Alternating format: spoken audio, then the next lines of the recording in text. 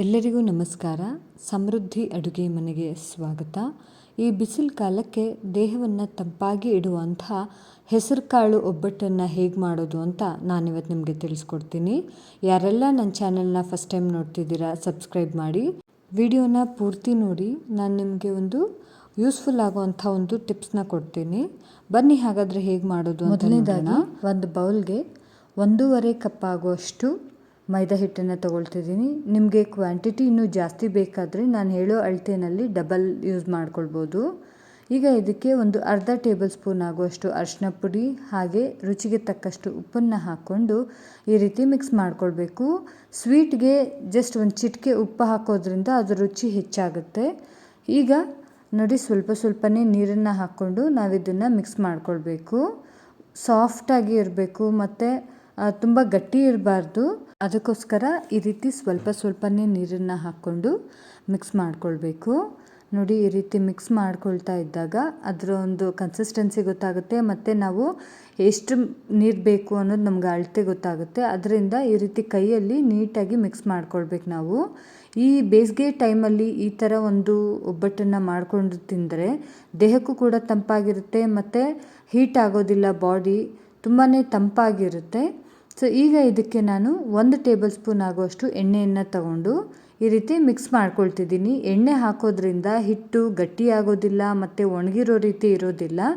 ಇದನ್ನು ಈ ರೀತಿ ಎಣ್ಣೆ ಹಾಕ್ಕೊಂಡು ಮಿಕ್ಸ್ ಮಾಡ್ಕೊಳ್ಬೋದು. ಅಥವಾ ನಿಮಗೆ ಎಣ್ಣೆ ಇಷ್ಟ ಇಲ್ಲ ಅನ್ನೋದಾದರೆ ನೀವು ತುಪ್ಪವನ್ನು 1 ಟೇಬಲ್ ಸ್ಪೂನ್ ಆಗುವಷ್ಟು ತುಪ್ಪನ ಬಿಸಿ ಮಾಡಿ ಕರಗಿಸಿ ಅದನ್ನು ಕೂಡ ನೀವಿಲ್ಲಿ ಯೂಸ್ ಮಾಡ್ಬೋದು. ನೋಡಿ, ಈ ರೀತಿ ಚೆನ್ನಾಗಿ ನಾದ್ಕೊಂಡು ಇದನ್ನು ಕಡಿಮೆ ಅಂದರೂ 1 ಗಂಟೆ ನೆನೆಯೋದಕ್ಕೆ ಬಿಡಬೇಕು. ಅಷ್ಟರಲ್ಲಿ ನಾವು ಹೂರಣನ ತಯಾರಿಸ್ಕೊಳ್ಳೋಣ. ಈಗ ಹೂರಣಕ್ಕೆ 1 ಕಪ್ ಆಗುವಷ್ಟು ಹೆಸರು ಕಾಳನ್ನು ತೊಗೊಂಡಿದ್ದೀನಿ. ಹೆಸರು ಕಾಳನ್ನು 1 ಕಪ್ಪು, ನಿಮಗೆ ಜಾಸ್ತಿ ಕ್ವಾಂಟಿಟಿ ಬೇಕು ಅಂದರೆ ನೀವು 2 ಕಪ್ಪು ಕೂಡ ಯೂಸ್ ಮಾಡ್ಕೊಳ್ಬೋದು. ಸೊ ಈಗ 1 ಕಪ್ ಆಗುವಷ್ಟು ಹೆಸರು ಕಾಳಿಗೆ ನಾನು 2 ಕಪ್ ಆಗುವಷ್ಟು ನೀರನ್ನು ಹಾಕ್ಕೊತಿದ್ದೀನಿ. ಯಾಕೆ ಅಂದರೆ ಕಾಳು ಬೇಯ್ತಾ ಅದು ಜಾಸ್ತಿ ಆಗುತ್ತೆ. ಅದಕ್ಕೋಸ್ಕರ ಕರೆಕ್ಟಾಗಿ ಬೇಯೋದಕ್ಕೆ ಡಬಲ್, ಅಂದರೆ ನೀವೆಷ್ಟು ಕಾಳು ತಗೋತಿರೋ ಅಷ್ಟಕ್ಕೂ ಡಬಲ್ ಆಗಿ ನೀರನ್ನು ಹಾಕ್ಕೋಬೇಕು. ನಾನಿಲ್ಲಿ 1 ಕಪ್ಗೆ 2 ಕಪ್ ಆಗುವಷ್ಟು ನೀರನ್ನು ಹಾಕ್ಕೊಂಡಿದ್ದೀನಿ. ನೋಡಿ, ಈಗ ಕರೆಕ್ಟಾಗಿ ಬೆಂದಿದೆ. 1 ವಿಸಿಲ್ ಇಟ್ಕೋಬೇಕು. ಬರೀ 1 ವಿಸಿಲ್ ಇಟ್ಕೊಂಡ್ರೆ ಸಾಕು, ತುಂಬಾ ಬೇಯಿಸ್ಕೋಬಾರ್ದು. 1 ವಿಸಿಲ್ ಇಟ್ಟರೆ ಕರೆಕ್ಟಾಗಿರುತ್ತೆ. ನೋಡಿ ಎಷ್ಟು ಕರೆಕ್ಟಾಗಿ ಬೆಂದಿದೆ 1 ವಿಸಿಲ್ಗೆ ಅಂತ. ಈಗ ಇದನ್ನು ನಾವು ಈ ರೀತಿ ಹೋಳಿರುವಂಥ ಪಾತ್ರೆಗೆ ಎಲ್ಲ ಕಾಳುಗಳನ್ನು ಈ ರೀತಿ ಬೆಂದಿರುವಂಥ ಹೆಸರು ಕಾಳನ್ನು ಹಾಕ್ಕೋಬೇಕು. ಇದು ಸಂಪೂರ್ಣವಾಗಿ ನೀರೆಲ್ಲ ಕೂಡ ಹೊರಗಡೆ ಹೋಗಬೇಕು. ಆ ರೀತಿ ಒಂದು 2-3 ನಿಮಿಷ ಇದನ್ನು ಈ ರೀತಿ ಬಿಟ್ಟಾಗ ಅದರಲ್ಲಿರುವಂಥ ನೀರಿನ ಅಂಶ ಎಲ್ಲ ಕೂಡ ಹೊರಗಡೆ ಹೋಗುತ್ತೆ. ಈಗ ಇದನ್ನು ನಾವು ಮತ್ತೆ ಗ್ಯಾಸ್ ಮೇಲೆ ಪಾತ್ರೆನ ಇಟ್ಟು ಅದ್ರ ಮೇಲೆ ಮತ್ತೆ ಹಾಕ್ಕೋಬೇಕು.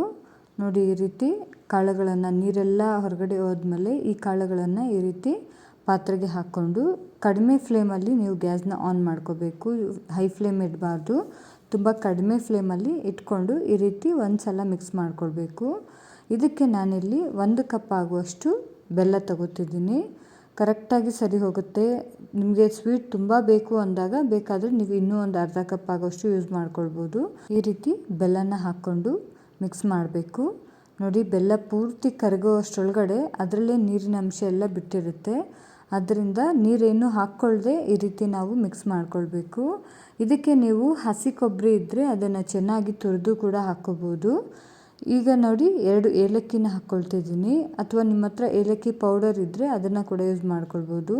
ಆಲ್ರೆಡಿ ನಾವು ಮಿಕ್ಸಿಗೆ ಹಾಕಿ ಪುಡಿ ಮಾಡೋದ್ರಿಂದ ಏಲಕ್ಕಿ ಕೂಡ ಸರಿ ಹೋಗುತ್ತೆ.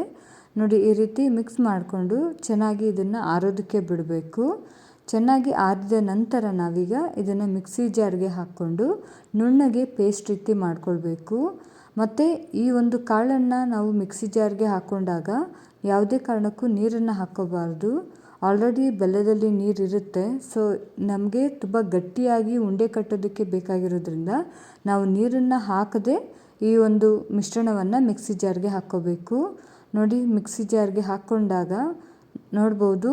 ನೋಡಿ, ಎಷ್ಟು ಕರೆಕ್ಟಾಗಿ ನಮಗೆ ಬೇಕಾಗಿರುವಂಥ ಒಂದು ಹದದಲ್ಲಿ ಪೇಸ್ಟ್ ಆಗಿದೆ ಅಂತ. ನೋಡಿ, ಎಷ್ಟು ಗಟ್ಟಿಯಾಗಿ ಈ ಒಂದು ಕನ್ಸಿಸ್ಟೆನ್ಸಿ ಕರೆಕ್ಟಾಗಿರುತ್ತೆ. ಈ ಥರ ಇದ್ದಾಗ ನಮಗೆ ಉಂಡೆ ಕಟ್ಟೋದಕ್ಕೆ ಕರೆಕ್ಟಾಗಿ ಬರುತ್ತೆ. ಈಗ ಈ ಹೂರಣವನ್ನು ನಾನು ಒಂದು ಬೌಲ್ಗೆ ಹಾಕ್ಕೋತಾ ಇದ್ದೀನಿ. ಹಾಗೆ ಉಳಿದಿರುವಂಥ ಕಾಳುಗಳನ್ನು ಕೂಡ ಮಿಕ್ಸಿ ಜಾರ್ಗೆ ಹಾಕ್ಕೊಂಡು ಅದನ್ನು ಇದೇ ರೀತಿ ನುಣ್ಣಗೆ ಗಟ್ಟಿಯಾಗಿ ಪೇಸ್ಟ್ನ ಮಾಡಿಕೊಂಡು ಈ ಒಂದು ಬೌಲ್ಗೆ ನಾನು ಶಿಫ್ಟ್ ಮಾಡ್ಕೊಳ್ತಿದ್ದೀನಿ. ಕೆಲವೊಂದು ಸಲ ಹೊಸದಾಗಿ ಒಬ್ಬಟ್ಟು ಮಾಡೋರಿಗೆ ಈ ಒಂದು ಹೂರಣ ತುಂಬ ಮೆತ್ತಗಾಗ್ಬಿಡುತ್ತೆ. ಮೆತ್ತಗೆ ಇದ್ದರೆ ಹೂರಣ ಏನಾಗುತ್ತೆ, ಉಂಡೆ ಕಟ್ಟೋದಕ್ಕೆ ಸಾಧ್ಯ ಆಗಲ್ಲ. ಅದಕ್ಕೋಸ್ಕರ ಇನ್ ಕೇಸ್ ಯಾರಿಗಾದ್ರೂ ಈ ರೀತಿ ಇಂಥ ಒಂದು ಹಂತದಲ್ಲಿ ಮೆತ್ತಗಾಯಿತು ಅಂದರೆ ಹುರಿಗಡಲೆ ಇರುತ್ತಲ್ವ, ಹುರಿಗಡಲೆಯನ್ನು ನುಣ್ಣಗೆ ಪುಡಿ ಮಾಡಿಕೊಂಡು ಆ ಪುಡಿಯನ್ನು ನೀವು ಹೂರಣಕ್ಕೆ ಮಿಕ್ಸ್ ಮಾಡಿಕೊಂಡ್ರೆ ಹೂರಣ ಗಟ್ಟಿಯಾಗಿ ಬರುತ್ತೆ. ನೋಡಿ ಈಗ ಎಷ್ಟು ಚೆನ್ನಾಗಿ ಉಂಡೆಯಾಗಿ ಬಂದಿದೆ ಅಂತ. ಈಗ ಮೈದಾ ಹಿಟ್ಟನ್ನು ಕಲಸಿಟ್ಟಿದ್ವಲ್ಲ, 1.5 ಗಂಟೆ ಆಗಿದೆ. ನೋಡ್ಬೋದು ಎಷ್ಟು ಚೆನ್ನಾಗಿ ಸಾಫ್ಟಾಗಿ ಬಂದಿದೆ ಅಂತ. ಸೊ ಈಗ ಈ ಹಿಟ್ಟು ರೆಡಿ ಆಗಿದೆ. ಈಗ ನಾವು ಉಂಡೆ ಮಾಡ್ಕೊಳ್ಳೋದಕ್ಕೆ ಸ್ವಲ್ಪನೇ ನಿಮಗೆ ಎಷ್ಟು ಕ್ವಾಂಟಿಟಿ ಬೇಕು ಆ ಕ್ವಾಂಟಿಟಿ ತಕ್ಕ ಹಾಗೆ ಸ್ವಲ್ಪನೇ ನೀವು ಈ ರೀತಿ ಉಂಡೆಗಳನ್ನಾಗಿ ಮಾಡ್ಕೊಳ್ಬೇಕು. ನೋಡಿ ಎಷ್ಟು ಸಾಫ್ಟಾಗಿದೆ ಅಂತ. ಸೊ ಈಗ ನಾನು ಈ ಒಬ್ಬಟ್ಟನ್ನು ತಟ್ಟೋದಕ್ಕೆ ಒಂದು ಪ್ಲಾಸ್ಟಿಕ್ ಪೇಪರನ್ನು ತೊಗೊಂಡಿದ್ದೀನಿ. ನಿಮಗೆ ಬೇಕಂದರೆ ನೀವು ಬಾಳೆ ಎಲೆ ಅಥವಾ ಬಟರ್ ಪೇಪರ್ ಬರುತ್ತೆ, ಅಥವಾ ಒಬ್ಬಟ್ಟು ಪೇಪರ್ ಕೂಡ ಬರುತ್ತೆ, ಆ ಒಂದು ಪೇಪರ್ ಮೇಲೂ ನೀವು ಮಾಡ್ಕೊಳ್ಬೋದು. ಈ ರೀತಿ ಕಣಕನ ಸ್ವಲ್ಪ ತಟ್ಕೊಂಡು ಹೂರಣವನ್ನು ಸಣ್ಣ ಉಂಡೆಗಳನ್ನಾಗಿ ಮಾಡಿ ಈ ರೀತಿ ನಾವು ಒಬ್ಬಟ್ಟು ಉಂಡೆಗಳನ್ನು ಈ ರೀತಿ ತಯಾರಿಸ್ಕೊಳ್ಬೇಕು. ಯಾರೆಲ್ಲ ನನ್ನ ಚಾನೆಲ್ನ ಫಸ್ಟ್ ಟೈಮ್ ನೋಡ್ತಿದ್ದೀರಾ ಅಥವಾ ಯಾರೆಲ್ಲ ಸಬ್ಸ್ಕ್ರೈಬ್ ಮಾಡಿಲ್ಲ, ದಯವಿಟ್ಟು ಸಬ್ಸ್ಕ್ರೈಬ್ ಮಾಡಿ, ಹಾಗೆ ಲೈಕ್ ಮಾಡಿ, ಶೇರ್ ಮಾಡೋದನ್ನು ಮರಿಬೇಡಿ.